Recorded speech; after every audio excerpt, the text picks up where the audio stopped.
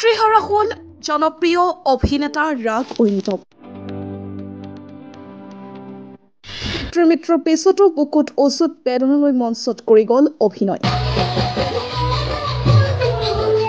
মঙলবাৰে বিয়লি শেষ নিশ্বাস ত্যাগ কৰে ৰাগ ঐনিতমৰ পিতৃ বিপিন চন্দ্ৰ বৰাই।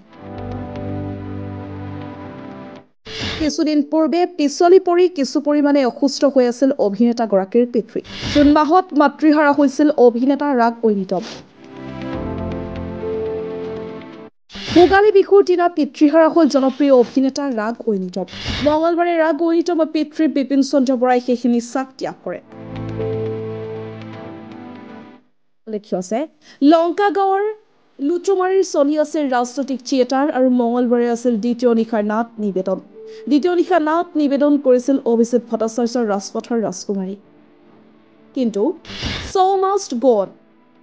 পিতৃৰ বিয়োগৰ পিছতো মঙলবাৰে নিশা মঞ্চত অভিনয় কৰি গ'ল অভিনেতাগৰাকীয়ে। পিতৃৰ নিথৰ দেহ ঘৰতে ৰাখি মঞ্চত অভিনয় কৰি গ'ল অভিনেতা ৰাগ ঐনিতমে। আজি পিতৃৰ শেষকৃত্য সম্পন্ন কৰাৰ পিছত পুনৰ সন্ধিয়া 6 বজাত মঞ্চত অভিনয় কৰিবলৈ উভতি যাব অভিনেতাগৰাকী।